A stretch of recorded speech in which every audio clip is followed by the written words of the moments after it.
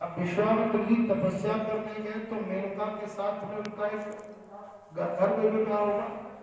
मेनका की पुत्री हुई शकुंतला, शकुंतला का विवाह हुआ दुष्यंत के साथ। अब दुष्यंत के महाराज भरत हुए, भरत के ही वंश शांतनु हुए और शांतनु के भीष्म पितामह हुए। तो विश्वामित्र के वंशज हुए कि नहीं हुए? भीष्म पितामह की चर्चा आज हो गई, आप सबके साथ भी करने में अलग आनंद है। एक कथा में भगवान की जितनी कथा हो जाए। भीष्म पितामह शांतनु के पुत्र थे, सब जानते हो, महाभारत में सब में देखा। अच्छा, भीष्म पितामह ने तो प्रतिज्ञा कर ली कि मैं कोई विवाह नहीं करूंगा। क्यों?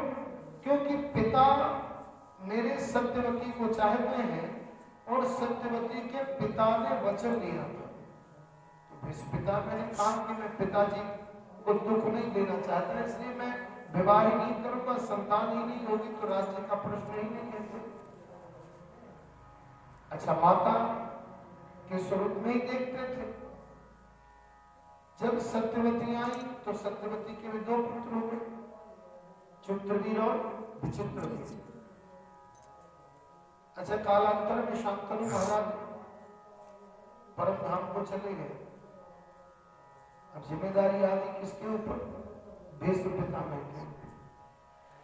अच्छा, नित्य माता की सेवा को जिस तरह से पुत्र, ऐसे मानो सत्यवती के कोप से ही जन्म हुआ हो भीष्म पितामह। उसी भाव से वो मानते भी थे और उसी भाव से सेवा भी करते थे। पर उम्र में भीष्म पितामह के ही समकक्ष थी सत्यवती माता। अच्छा, ये मनुष्य बड़ा विचित्र होता है, कोई आज नहीं पूर्व काल में भी।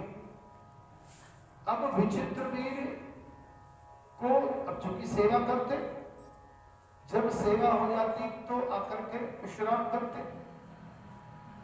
अब पुत्र के मन में एक उभाव हो गया, चूंकि उम्र समकक्ष थी माता और पुत्र की, तो कहीं ना कहीं उस विचित्रवीर के मन में एक दुर्भावना पैदा हुई, मन में, और शंका के वशीभूत होकर के वो लक्षित होकर के देखने लगे कि आखिर ये भाई साहब अंदर जाते हैं तो करते क्या है।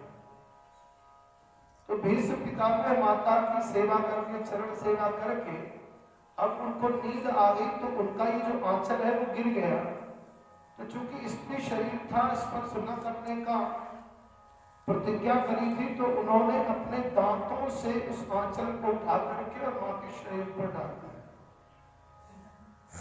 अच्छा, जैसे विचित्रवीर ने देखा तो उसको इतना अपराध बोध लगा कि मैंने कितना बड़ा अपराध किया, मैं ऐसे महापुरुष के लिए शंका कर बैठा। अच्छा, भीष्म पितामह जैसे ही आए तो विचित्रवीर हाथ जोड़ करके खड़े हो गए, बोले प्रभु भैया प्रश्न है मेरे को। भीष्म पितामह ने कहा कि क्या? बोलिए, बताइए कि मनसा अगर कोई पाप कर ले, मनसा अपराध कर ले, तो उसका माने उपचार क्या है? भाई मनसा अपराध का दंड क्या, कैसे उसको मुक्ति मिले? क्या अपराध है? अपराध की श्रेणी के अनुसार उसका उपचार होता है, पश्चाताप होता है, प्रायश्चित होता है। उन्होंने कहा कि मान लीजिए कोई अपनी किसी मां और पुत्र पर कोई पापी संदेह करे तो उसको कौन सा अपराध लगेगा? भीष्म पितामह ने कही तो बड़ा जघन्य अपराध है। मां और पुत्र के संबंध में दोष देखना, इससे बड़ा तो अपराध कोई हो नहीं सकता है।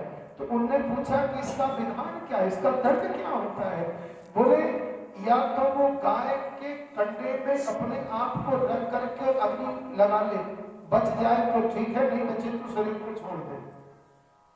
या कि गंगा तट पर जाकर के पीपल, जो खोखला पीपल कहीं मिले, उस खोखले पीपल के नीचे बैठ जाए और अग्नि जला ले। अगर वो तपित होने से बच गया तो पाप से मुक्त हो गया, नहीं तो ईश्वर अगले जन्म में मुक्त हो जाए। तुरंत उन्होंने उस शरीर को वहीं से कहा कि भैया अब मैं यहां से चलता हूं। बोले क्यों? बोले ये अपराध मुझसे ही हुआ। देखो भाई तो थे, अब भाई थे तो भीष्म में बदमाश जागृत होंगे। उन्होंने कहा नहीं नहीं ऐसा नहीं है, अपराध के और अन्य उपचार भी है, ये तो मैंने ऐसे ही बता दिया है, कुछ अन्य उपचार भी है, लेकिन उनको मुझे विद्वानों से पूछना पड़ेगा। विचित्रवीर ने कहा भैया जो उपचार आपको नहीं पता है वो संसार के किस विद्वान को पता हो सकता है? भाई जो भीष्म पिता को नहीं मालूम, भीष्म पिता में को भाई जिसके लिए भगवान कृष्ण चल करके कहते हैं कि चल करके युधिष्ठिर आदि पांडवों भीष्म पिता में से कुछ ज्ञान ले लो। अरे जो भगवान के नित्य निकट रहते हैं उनको भी ज्ञान भीष्म पिता में से मिलता है, भला उनसे इतर कौन सा ज्ञान हो सकता है? उन्होंने कहा नहीं भैया मैं जानता हूं, अब आपका भ्रातृ प्रेम मुझे मेरे उपचार से रोक रहा है, लेकिन मैंने इतना बड़ा अपराध किया है कि इसका दंड मुझे भोगना पड़ेगा। और एक ही भाई बचा था, आप सब जानते हैं, उसी का वंशज पे महाराज पांडु और ये सब धृतराष्ट्र हुए, वो भी संतान उत्पत्ति नहीं कर सकते थे तो व्यास जी की कृपा हुई। भीष्म पिता में की चर्चा उठ गई इसलिए स्मरण आ गया ये विषय, तो मैंने कह दिया। चर्चा हम लोग कर रहे थे आकृति, देवहूति और प्रसूति। देवहूति की चर्चा होगी, आकृति की चर्चा होगी, अब हम लोग करें प्रसूति की चर्चा। तो प्रजापति भाई ब्रह्मा जी के पुत्र थे दक्ष प्रजापति। तो दक्ष प्रजापति का विवाह हुआ मनुपुत्री आकृति से, तो प्रसूति से। प्रसूति के ही सती आदि जितनी भी कन्याएं हुई वो किसके हुई? प्रसूति और दक्ष प्रजापति। अब एक बार भाई अभी नया नया राज्य मिला था, नया नया अभिषेक हुआ था, तो दक्ष प्रजापति को प्रजापति बनाया, इसका बड़ा मान हो गया प्रजापति।